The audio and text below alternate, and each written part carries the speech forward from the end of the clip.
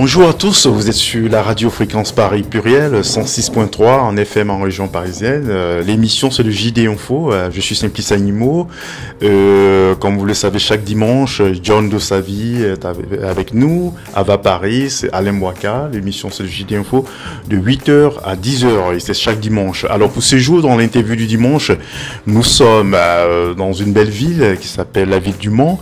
Et dans ce cadre, dans l'interview du dimanche, nous sommes avec Madame Virginie Joubert, ancienne parisienne. Elle est désormais basée au Mans. Elle est très active dans la région. Elle est avec nous. Elle va se présenter. Alors bonjour, Madame Virginie Joubert. Alors dites-nous brièvement, qui êtes-vous?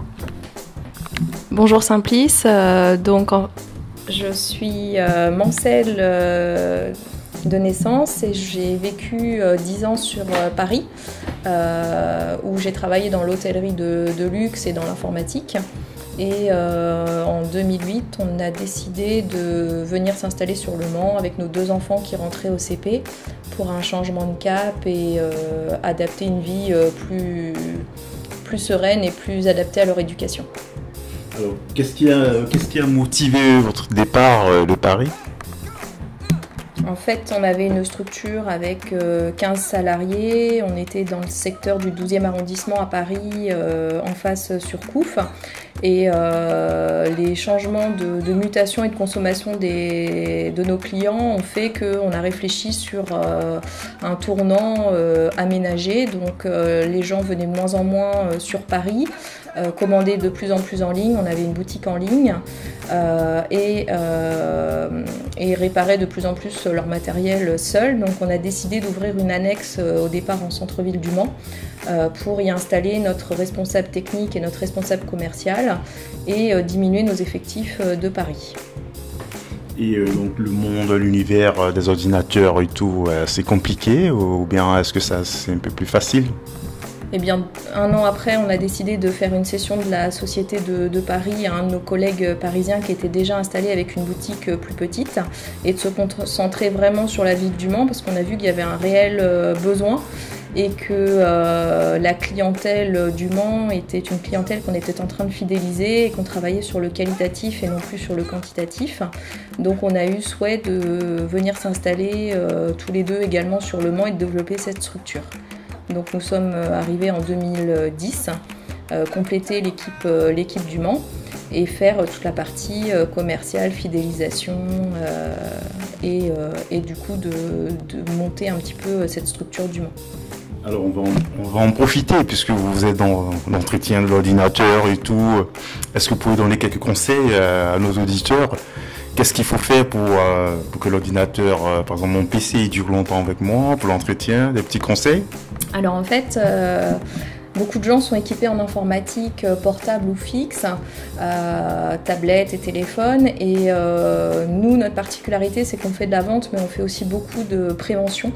Donc ça veut dire que quand on vend un ordinateur, on demande au client de repasser tous les 2 ans pour faire soit un entretien logiciel au niveau du nettoyage de tous ces logiciels qu'il a utilisés et qu'on doit effacer, ou également de tout ce qui est entretien mécanique. Donc on démonte totalement l'ordinateur portable ou fixe pour dépoussiérer l'ordinateur, éviter la surchauffe, parce qu'on sait que la surchauffe, c'est elle qui va entraîner des pannes à long terme et que à la base un ordinateur portable par exemple était fait pour être utilisé 2 heures par jour et que maintenant c'est un outil de travail qui est utilisé toute la journée voire même la nuit sur des applications. Donc on est vraiment dans le préventif en informant les gens. Alors la plupart de nos clients nous découvrent sur une panne dans l'urgence avec besoin d'un diagnostic et de faire une intervention sur leur poste et ensuite on leur explique que s'ils viennent tous les 2 ans faire un entretien, ils éviteront les pannes, ils éviteront d'être sans informatique parce que qui dit panne dit recherche de panne dit immobilisation de l'ordinateur et aussi on essaie de travailler sur le côté sauvegarde des données parce que beaucoup de gens manquent de vigilance et du coup peuvent se retrouver du jour au lendemain avec un ordinateur en panne et plus du tout d'historique de leurs données personnelles et même professionnelles. Et vous faites pas aussi la formation et tout ça, tout ce qui est informatique ? Non. Alors pendant le confinement de cette année, en fait, on a cherché comment comment pallier à la baisse d'activité des 3 mois en fait, où nos clients particuliers ne pouvaient pas se présenter en boutique et nous ne faisions que de l'intervention à distance sur les professionnels qui travaillaient. Donc du coup, on s'est formé nous-mêmes pendant le confinement à une nouvelle technique en fait, et on peut proposer à nos clients maintenant salariés du privé, grâce à leur droit DIF, d'avoir accès à une formation qui dure 1 an sur une plateforme internet. Ils réalisent la formation à temps choisi et ils peuvent passer le PCIE, donc avoir une validation pour une évolution de poste ou un éventuel futur recrutement. Et du coup mieux maîtriser l'outil informatique, parce qu'on s'est rendu compte au début de ce confinement que beaucoup de gens avaient un ordinateur mais malheureusement étaient bloqués par rapport à certaines utilisations, que ce soit de la mise en page, du scan, de la réalisation de documents pour les enfants par exemple qui étaient en travail à distance, et du coup on a cherché comment pallier à ces problèmes-là. Et on les accompagne du coup maintenant sur la création, la mise en place de leur dossier DIF et de leur formation. Et ce qui permet aussi pour eux d'acquérir un ordinateur pour 95 € en option d'achat.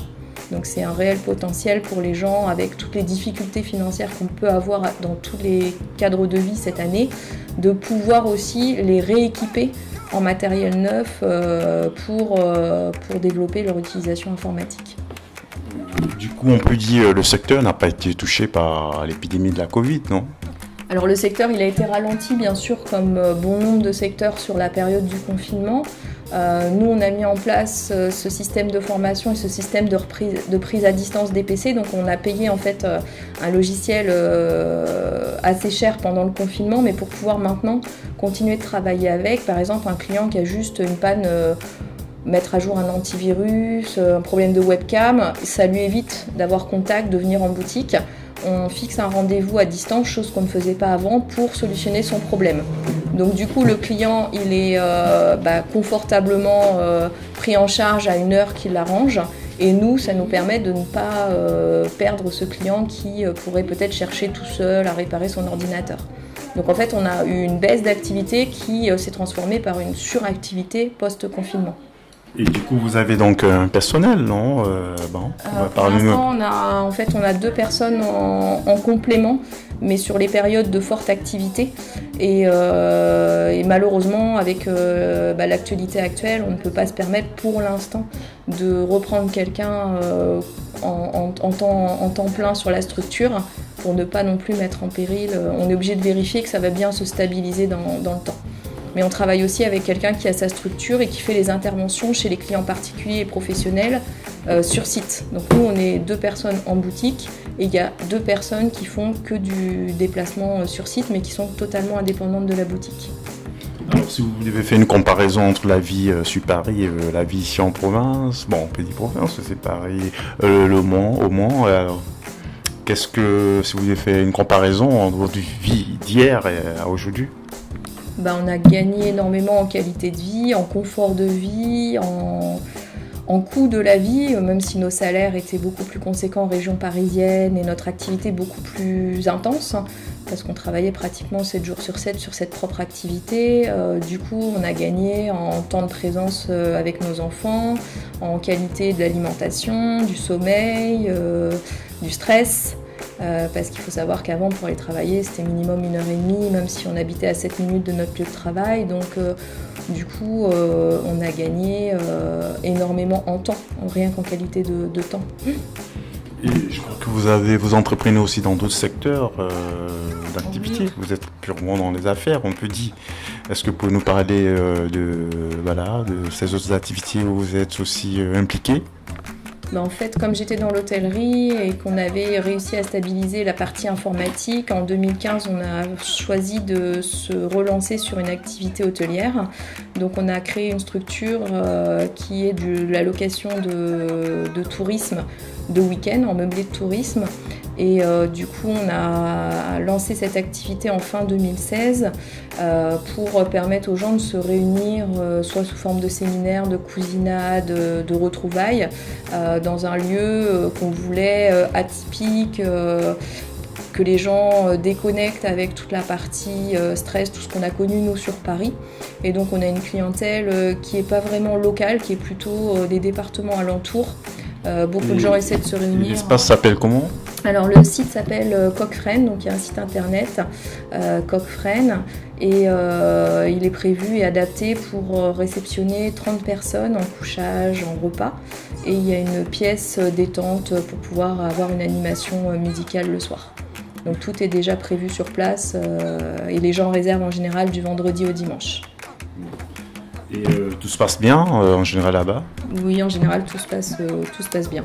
On fait nous-mêmes les remises des clés, les états des lieux de départ pour avoir un contact avec les gens parce que c'est ce qu'on recherchait. Et en général ça se passe très bien, les gens reviennent, donc c'est que le lieu plaît et que l'accueil a dû être bon la première fois. Ok, ben pour finir, un conseil à l'endroit des jeunes ou des personnes qui aimeraient bien se lancer dans les affaires et entreprendre ?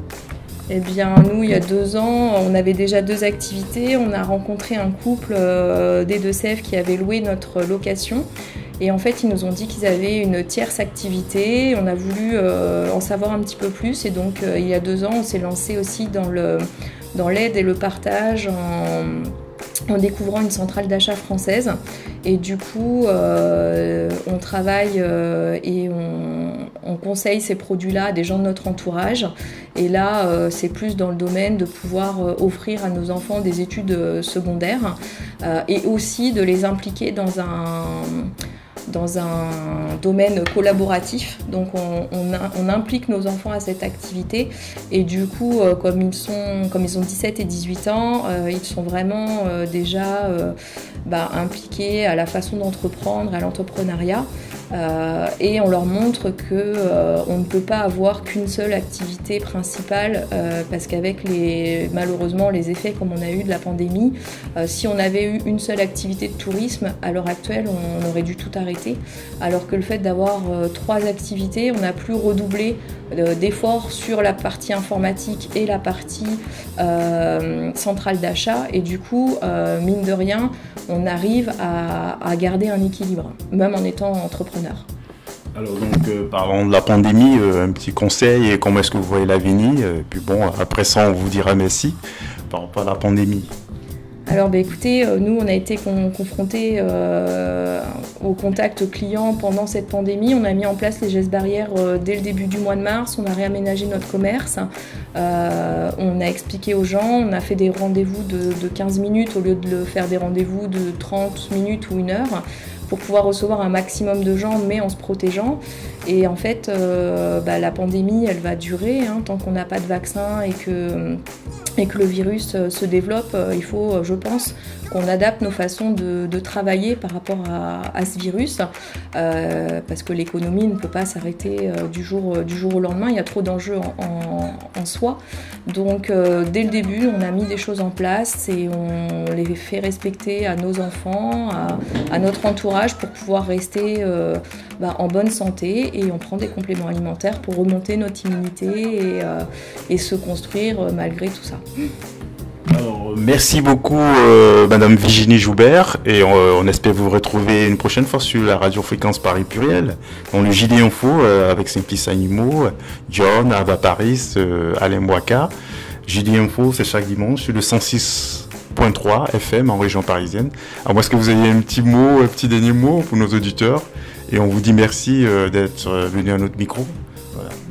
Merci beaucoup à toute l'équipe déjà, merci Simplice pour cette interview et puis le seul mot de la fin ça serait de souhaiter un bon courage à tous les auditeurs et que malgré la situation actuelle il y a encore beaucoup de choses à faire, à mettre en œuvre et il y a encore de belles choses à vivre.